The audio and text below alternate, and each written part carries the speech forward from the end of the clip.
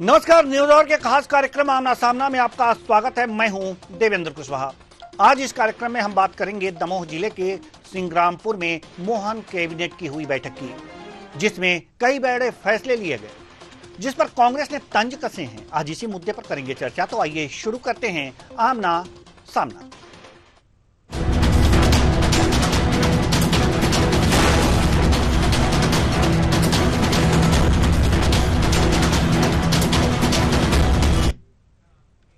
दमोह जिले के सिंग्रामपुर में मोहन कैबिनेट की बैठक हुई। कैबिनेट की यह बैठक रानी दुर्गावती के सुशासन, उनकी कार्यकुशलता और महिलाओं के सशक्तिकरण से प्रेरित है। इस बैठक का डिजाइन रानी दुर्गावती के किले की भव्यता को प्रतिबिंबित कर रहा है, जिसमें एक किलानुमा प्रवेश द्वार और शिव मंदिर भी शामिल। इस बैठक में जैन आयोग के गठन को मंजूरी दे दी गई है। मंत्री प्रहलाद पटेल ने बताया कि मध्य प्रदेश में इस बार दशहरा रानी दुर्गावती के नाम पर मनाया जाएगा।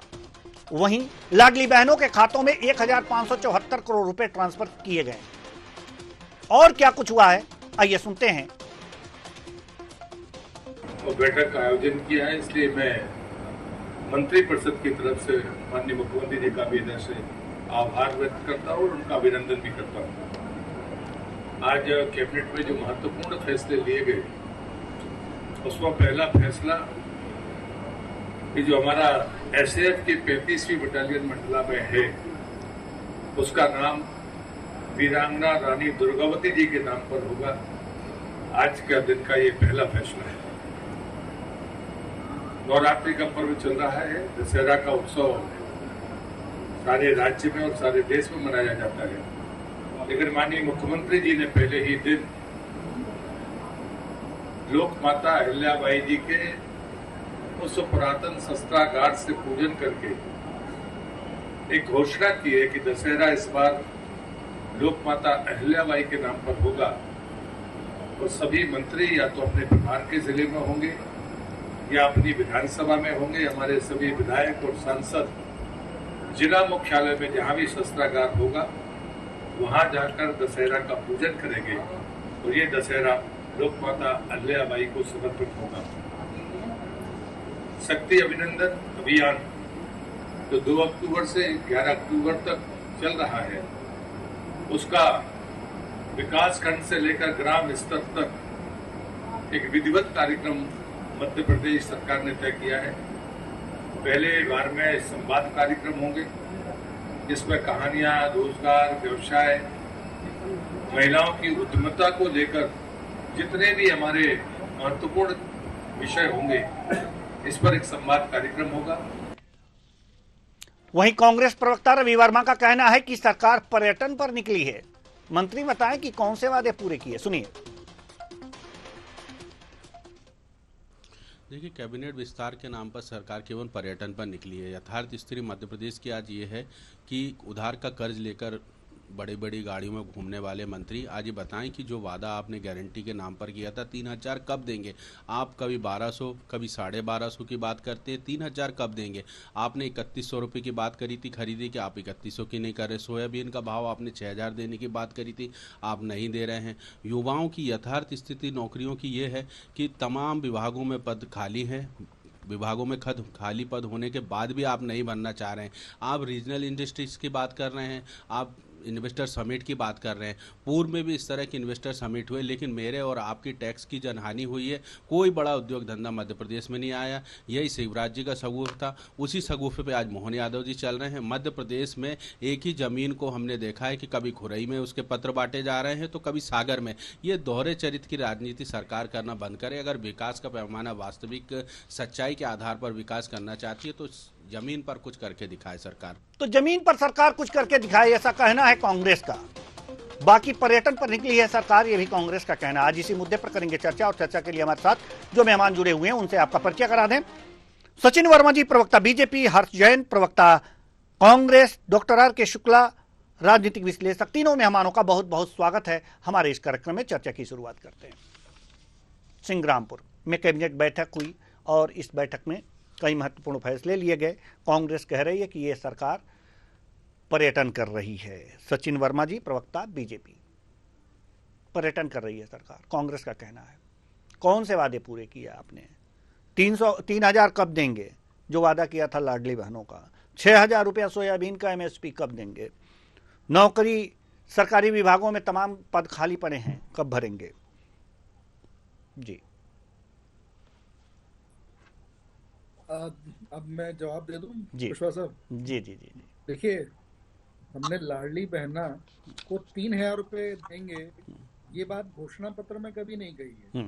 ये हमारे शिवराज जी का एक जो उन्होंने घोषणा की थी, वो घोषणा थी, मगर हमने उसको अपने घोषणा पत्र का हिस्सा नहीं बनाया था, जो हमारा संकल्प पत्र है। लेकिन फिर भी हमारी सरकार ने, हमारे मुख्यमंत्री ने बोला है कि हम जो है इसको 3,000 तक इसको लेकर जाएंगे। तो ये जो संकल्प पत्र है ये 5 वर्षों के लिए है। तो इसका मतलब ये नहीं है कि 9 महीने की अगर वो सरकार हुई है तो ये सारे जो संकल्प हैं ये पूरे कर दिए जाएंगे। हमने जो अपने करीब 300 से ज्यादा संकल्प जो हैं वो ऑलरेडी पूरे कर दिए हैं। तो जो स्टेप बाय स्टेप काम हो रहा है। एक सरकार है, हमने जो एक संकल्प लिया है हमारी सरकार ने कि हमें अपनी जो अर्थव्यवस्था जो है और यहाँ का जो मध्य प्रदेश का बजट है उसको लगभग दुगना जो है वो दुगना बजट तक हमको उसको पहुंचाना है 5 वर्षों में। तो इस तरह से स्टेप बाय स्टेप हम चल रहे हैं और आगे की जो है रणनीति बनाते हुए जो है, अगर आप देखेंगे कि रीजनल कॉन्फ्रेंसेस हो रही हैं और नए नए लोगों से मिलकर माननीय मुख्यमंत्री जी ने जिस तरह से एक माहौल इस प्रदेश में बनाया है, उसी का एक सुफल आपको थोड़े दिन में दिखाई देगा और नई नई इंडस्ट्रीज जो हैं इस प्रदेश में लगेगी, लोगों को रोजगार मिलेगा। जी, लोगों को रोजगार मिलेगा। हर्ष जैन जी, प्रवक्ता कांग्रेस, क्या कहेंगे? जी नमस्कार। जी नमस्कार। जैसे कि भाजपा प्रवक्ता ने बताया कि लोगों को रोजगार, इस मुद्दे पे अगर आप तो 2009 में राहुल गांधी ने बुंदेलखंड एरिया में, जहाँ पे आज कैबिनेट 7,500 करोड़ का एक स्पेशल पैकेज दिया था जब हमारी यूपीए की सरकार, वो पैकेज का 1 रुपया भी पब्लिक में नहीं गया और वो बीजेपी वो पैकेज कागजों में। दूसरी बात, आज हम बात कर रहे हैं कि सिंग्रामपुर में कैबिनेट का आयोजन हुआ। क्या सिंग्रामपुर में कैबिनेट का आयोजन, ये मुद्दा इतना बड़ा है कि ये शिवपुरी में जो पुलिस के द्वारा एक किसान जो बेचारा हार लेने गया था उसको बेरहमी से पीटा गया, क्या कैबिनेट आयोजन का मुद्दा उस निर्दयी मुद्दे से बड़ा है? तीसरी बात, भाजपा हमेशा कह रही है कि वो किसानों के साथ है। अगर किसानों के साथ है, क्यों एमएसपी लागू कर रही है?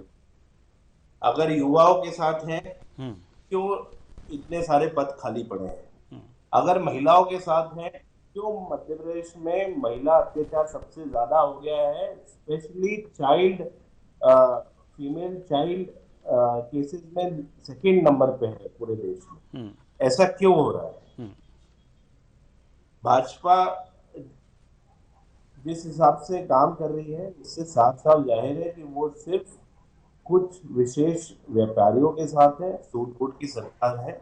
और कांग्रेस की जो सोच है किसान, मजदूर, छोटे व्यापारी और युवा को साथ लेने की भाजपा की विपरीत सोच है और वो सिर्फ 2-3 व्यापारियों को फायदा पहुंचाने के लिए सरकार काम करती है। 2-3 व्यापारियों को फायदा पहुंचाने के लिए काम करती है सरकार। डॉक्टर आर के शुक्ला जी राजनीतिक विश्लेषक हैं आप, हम आपके पास आना चाह रहे हैं। दोनों आपने मेहमानों को सुना, दोनों मेहमानों का कहना है कि हाँ, कि जो भी घोषणाएं हुई हैं, जैसे कि अभी जो 3,000 रुपये लाडली बहनों को देने की बात थी, उस पर सचिन जी का कहना है कि हमारे घोषणा पत्र में नहीं था। शिवराज जी ने कहा था कि धीरे धीरे देंगे। 9 महीने हुए हैं, कोई ज़रूरी नहीं है कि 9 महीने पूरे होने के बाद ही दे दें। जैसे जैसे सरकार के पास आय के साधन बढ़ते जाएंगे या फिर प्रबंध करती जाएगी सरकार, वैसे वैसे इसको बढ़ाते जाएंगे। 3,000 तक ले जा सकते हैं। 5 साल का समय है। उसी तरह सोयाबीन की अगर जो बात की जाए तो 6,000 रुपये एमएसपी की मांग हो रही है और इसकी भी बात की गई थी, ये भी बढ़ सकती है। सरकार का ये कहना है तो कुल मिलाकर के ये समझा जाए कि लोगों को धैर्य रखने की आवश्यकता है और कांग्रेस लोगों को धैर्य नहीं रखने दे रही, क्या समझा जाए? नहीं, देखिए, जैसे आपने जो बताया कि हमारे पूर्व मुख्यमंत्री जी ने लाडली बहनाओं को 3,000 रुपए तक देने का वादा किया था, लेकिन भारतीय जनता पार्टी के घोषणा पत्र में नहीं था। ठीक है, ये बात सही है। तो क्या इसका ये मतलब निकाला जाए कि भारतीय जनता पार्टी ने जो लाडली बहना योजना की फसल बोई थी, है ना, उसको तो वो काट चुके हैं, गेन कर चुके हैं, उसका फायदा भारतीय जनता पार्टी को मिल चुका है। ठीक है, अब वो 3,000 कब तक करते हैं, नहीं करते हैं, ये स्वाभाविक है। वो 9 महीने हुए हैं, तो हम ये 9 महीने में तो आशा नहीं कर सकते कि साहब 12,500 से उठा के आप 3,000 पे ले जाओ। लेकिन हाँ, ऐसी आशा है शायद करेंगे। लेकिन आज का जो डिबेट का बिंदु है, ठीक है ना, कि अभी जो हमारे मुख्यमंत्री महोदय ने दमोह जिले के सिंगारामपुर में आज जो कैबिनेट मीटिंग बुलाई, उसमें जो उन्होंने घोषणाएं करी, अगर वो घोषणाएं मूर्त रूप से धरातल पे लागू हो जाती हैं तो निश्चित रूप से इस प्रदेश का भला होगा। लेकिन ये बात भी बिल्कुल सही है कि इसके पहले भी कई घोषणाएं हुई हैं, लेकिन मुझे नहीं लगता कि वो शायद धरातल पे मूर्त रूप ले पाई हैं। लेकिन क्योंकि आशा से आसमान है, मुख्यमंत्री महोदय बोल रहे हैं कि हम करेंगे, हम आशा कर सकते हैं। लेकिन हाँ, इस सरकार ने जो एक नया कदम उठाया है कि प्रदेश के विभिन्न जिलों में जो हमारे महापुरुषों की भी महापुरुष हैं, जिन जिलों से आए हैं, जिनको अभी तक उनका शायद उस रूप में उनको सम्मान नहीं दिया गया, अगर वो इस कड़ी में काम आगे करते हैं तो निश्चित रूप से हमारी सांस्कृतिक धरोहर स्ट्रांग होगी और उससे हमारे प्रदेश के लोगों को भी कम से कम संस्कृति के बारे में तो जानकारी रहेगी। लेकिन ये बात भी बिल्कुल सही है कि आज प्रदेश को आवश्यकता है रोजगार की, है ना।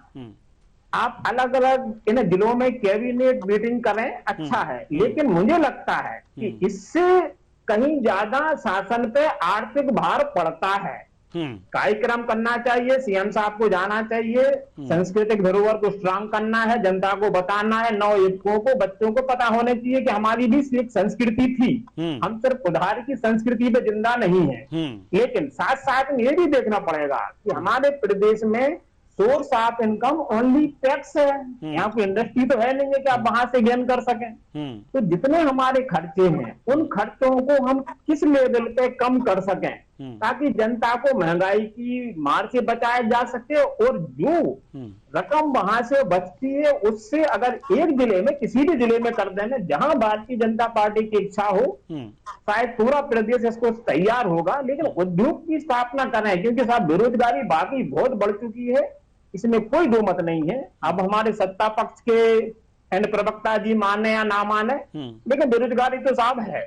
अब रहा सवाल वादों का, तो अकेले वादे करके पूरे ना करना सिर्फ एमपी तक ही सीमित नहीं है। जो भी नेता आते हैं, शायद नेताओं से जनता का भरोसा भी उठ रहा है। अब वो कांग्रेस के नेता हो या भारतीय जनता पार्टी के हो, आपने देखा हो हिमाचल प्रदेश में वहां के कर्मचारियों को सैलरी बांटने के लाले पड़े हैं।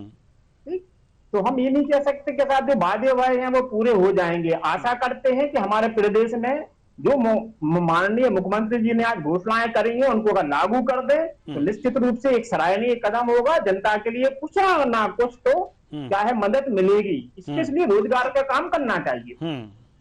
बिल्कुल, रोजगार के लिए भी काम करना चाहिए। सचिन वर्मा जी, डॉक्टर आर के शुक्ला जी ने जो बातें कही हैं, बड़ी गूढ़ बातें कही हैं कि जो महापुरुषों के सम्मान में जिले के हर उस जगह पर जाकर के कैबिनेट की बैठक की जाए, इससे महापुरुषों का सम्मान होता है और साथ ही साथ संस्कृति का पता भी चलता है, युवाओं में एक संचार भी होता है। लेकिन इस पर खर्चे भी आते हैं, इन खर्चों को मेंटेनेंस सरकार को करना होता है, और साथ ही साथ बेरोजगारी का भी मुद्दा है, तमाम और मुद्दे हैं। किसानों के आय दुगना करने के भी एक तरह से समस्या है सामने कि उनकी आय कैसे दुगनी की जाए। तो वास्तव में इसका जो कैलकुलेशन है, इसका जो गणित है, इसको आप लोग सटीक तरीके से किस तरह से बिठा रहे हैं? इसके खर्च कहाँ से मेंटेन किए जा रहे हैं, जो अतिरिक्त खर्च है? जी हाँ, देखिए कुशवाहा साहब, अगर संग्रामपुर की कैबिनेट के बारे में जानकारी हो तो वहाँ पर जो कैबिनेट हुई है वो बाहर की इस व्यवस्था की गई है। ओपन एयर जो है कैबिनेट जो थी उसका एक आयोजन किया गया है। तो ऐसा कोई खास उसमें कोई खर्चा नहीं आया है। और मंत्रियों की का और जो भी सत्ताधारी दल होते हैं, उसके जो नेता होते हैं, उनका सारे क्षेत्रों में भ्रमण करना भी आवश्यक होता है क्षेत्रों के सर्वांगीण विकास के लिए। तो ऐसा हर जो भी बात होती है कि उसका एक पॉजिटिव एस्पेक्ट भी होता है, एक नेगेटिव एस्पेक्ट भी होता है। तो ये हमारे देखने की दृष्टिकोण पे निर्भर करता है कि उसमें हम पॉजिटिविटी ढूंढें चाहे नेगेटिव एस्पेक्ट हम ढूंढें। आज संग्रामपुर को अगर आप देखें तो वो एरिया जो है वो दमोह जिले का एक बहुत छोटा सा एक एरिया है जहां पर ये कैबिनेट का आयोजन किया गया है। तो अब लोगों के साथ में सरकार का जो है जुड़ाव होना भी जरूरी है। लोगों की जो एक्चुअल प्रॉब्लम है उसको एड्रेस करना भी जरूरी है। और कृषि विकास दर की बात अगर हम देखें तो 2003 में जो कांग्रेस की सरकार जब थी तो उसकी कृषि विकास दर जो थी वो 3% थी। और आज की जो दिनांक है वही कृषि विकास दर जो है 19 से 23% की है मध्य प्रदेश में। तो जो दुगनी करने की जो बात कर रहे हैं, हमने कई गुना ज्यादा उसको जो है बढ़ा दिया है। जहां कांग्रेस की सरकार ने उसको 3% पर सीमित कर रखा था। अब जब कांग्रेस की सरकार जब 18 महीने के लिए आई थी तो विकास का इंजन जो था वो आईफा वार्ड का बना दिया गया था। और कमलनाथ जी जो थे वो जो है वहाँ गलबैया कर रहे थे अभिनेत्रियों के साथ में। तो इस तरह से जो है, और जो है वल्लभ भवन को जो है ट्रांसफर का एक अड्डा बना दिया गया था। तो इस तरह से कांग्रेस जो है जब भी सत्ता में आती है, भी हमारे राजनीतिक विशेषज्ञ जो है उन्होंने ही बताया कि हिमाचल प्रदेश में जो है कर्मचारियों का वेतन भुगतान की नौबत आ गई है कि उनको वेतन भुगतान भी ठीक से नहीं हो पा रहा है। अगर आप 10 उस समय की घोषणाएं और गारंटी अगर देखें जो प्रियंका वाडेरा ने की थी उसको अगर देखें तो उन्होंने बोला था कि वहां नारी सम्मान योजना लागू की जाएगी और 1 माह के अंदर लागू की जाएगी। और आज तक वो नारी सम्मान योजना वहां लागू नहीं हुई है। और आज आर्थिक तंगी से जो है वो प्रदेश जो है गुजर रहा है। तो आज मध्य प्रदेश को अगर आप देखें तो मध्य प्रदेश में जब से हमारे मोहन यादव जी की सरकार आई है तब से आप अगर देखें तो वो बैक टू बैक कहीं मुंबई में अगर जाके कॉन्फ्रेंसेस कर रहे हैं, कोलकाता जा रहे हैं, ब्रिटिश हाई कमीशन से मिल रहे हैं, और इस तरह से बैक टू बैक वो प्रयास कर रहे हैं कि मध्य प्रदेश का जो है एक जो नक्शा जो है वो उसको एक इंडस्ट्रियलाइज किया जाए। उस प्रदेश में जो हम इंडस्ट्रियलाइजेशन में कहीं पिछड़ रहे हैं उस कमी को पूरा किया जाए और पूरी सरकार उसके लिए प्रयासरत है। तो थोड़ा सा हम इंतजार करें और इसके सुखद परिणाम आएंगे और आप देखेंगे कि करीब 1 साल के अंदर जो है मध्य प्रदेश बहुत आगे विकास करेगा। और ईपीएफओ के अगर आंकड़े देखें तो करीब 1,80,00,000 लोगों को जो है प्रतिवर्ष जो है रोजगार नए लोगों को प्राप्त हो रहा है जी। तो सर ये सिर्फ ईपीएफओ के आंकड़े हैं। तो जो है बेरोजगार की समस्या जो है उसको किसी ना किसी से एड्रेस किया जा रहा है और लोग जो है अब अपना खुद का स्वयं रोजगार जो है उसका जो है इंतजाम कर रहे हैं जी। हर्ष जैन जी, प्रवक्ता कांग्रेस, आप कुछ कहना चाह रहे थे? कि बीजेपी हमेशा चाहिए जब भी सवाल डायरेक्ट किया जाए तो ये इधर उधर डाइवर्ट करे। ये 20 साल पहले देश साहब की सरकार में हुआ था, तभी नेहरू जी बात कर हिमाचल पे अरुणाचल पर। आज प्रदेश के काफी युवा व्यवस्था, महिला सुरक्षा, बुजुर्ग परेशान है, सबसे ज्यादा महिलाओं के ऊपर हो रहा है और उसको अपन तो लाडली बहना तो नहीं है, बहना है, उसके बाद बार बार आप की बात कर रहे हैं। पिछले 20 साल में कितने इन्वेस्टर समिट, आप इन्वेस्टर समिट सरकार का करोड़ों रुपए उसमें होता है, सारे बड़े बड़े उद्योगपति से ओयू होते हैं, उसके बाद फुलफिल होते हैं। आप इसके ऊपर रिसर्च करें, कोई भी इन्वेस्टर समिट में 10% से ऊपर नहीं होती। और बात कर रहा हूँ, ये स्थिति है, मतलब लेकर विज्ञापन। चलिए हर्षजन जी, आपकी आवाज़ बहुत कट कट के आ रही है, तो बहुत आवाज़ क्लियर नहीं हो पा रही है, लेकिन जहाँ तक ये कहना है कि कर्ज विज्ञापन कर रहा है, कर्जे लाखों करोड़ का करता है, का ब्याज देते हैं और ब्याज के बाद आपकी आवाज़ बहुत कट कट के आ रही है, इसलिए बात समझ में नहीं आ रही कि आप कह क्या रहे हैं। लेकिन जहाँ तक जो मैं समझ पा रहा हूँ उसके अनुसार आपका कहना ये है कि सरकार सिर्फ वादे कर रही है, आंकड़े गिना रही है, लेकिन वास्तव में वास्तविकता से ये सब परे है। डॉक्टर आर के शुक्ला जी, हम आपके पास आना चाहेंगे और ये जानना चाहेंगे कि जो अभी सचिन वर्मा जी ने आंकड़े गिनाए हैं कि जब कांग्रेस की सरकार थी तो कृषि विकास दर 3% थी, अब 19 से 23% के करीब है। किसानों के जीवन स्तर में कितना सुधार हुआ है, आप तो देख रहे होंगे। देखिए, सबसे पहले तो ये है कि 2003 की तुलना हम 2024 से नहीं कर सकते जी, ठीक है ना। निश्चित रूप से पिछले 20, 21, 22 साल में प्रदेश का विकास हुआ है, इससे कोई इनकार नहीं कर रहा।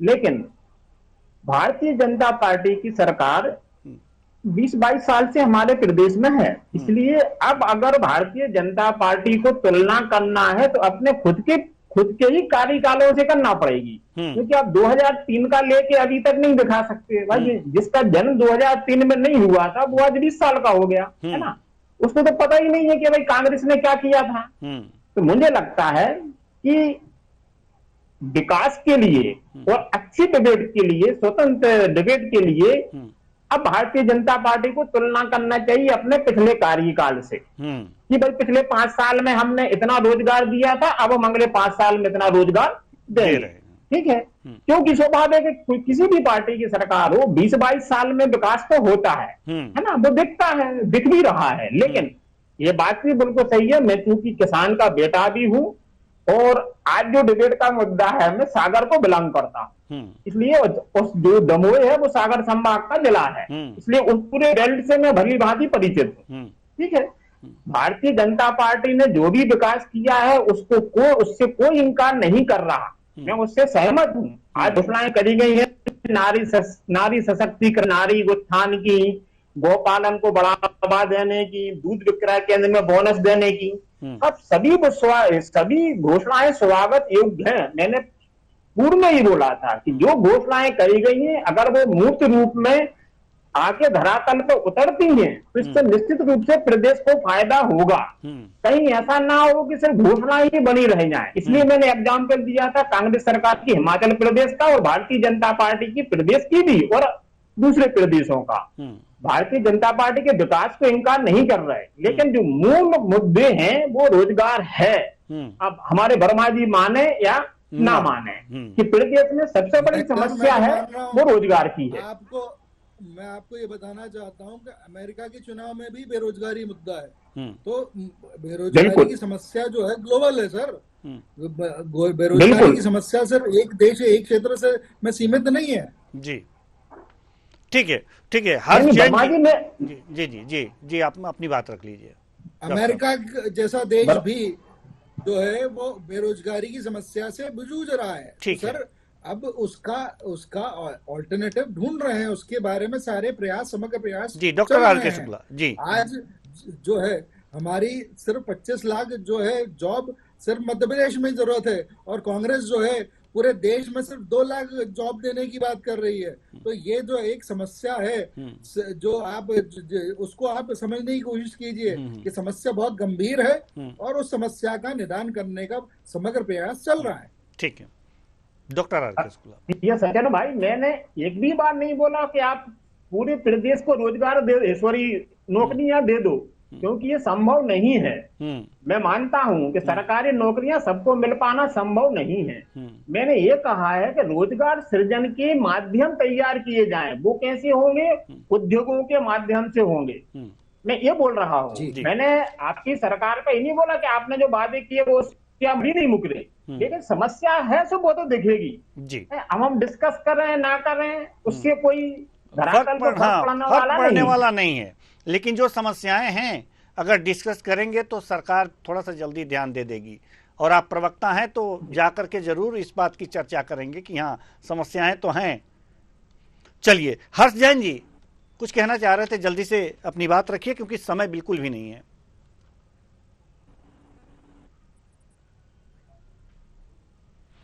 महिला असुरक्षित है और बुजुर्ग परेशान है। ये स्थिति ऐसी बन चुकी है कि इन्वेस्टर समिट तो ये करते हैं, इस बार भी इन्होंने बोला है कि बहुत बड़ी इन्वेस्टर समिट करेंगे जिसमें करोड़ों रुपए सरकार का हर बार खर्च होता है और अनेकों बड़े बड़े उद्योगपति आते हैं। सबसे एमओयू करा जाता है, बट वो 10% एमओयू भी बाद में फुलफिल नहीं है।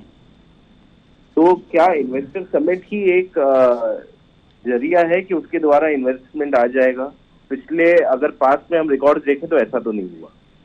दूसरी बात, क्यों आज जो आपका डिबेट का टॉपिक था जैन आयोग की बात करी गई थी।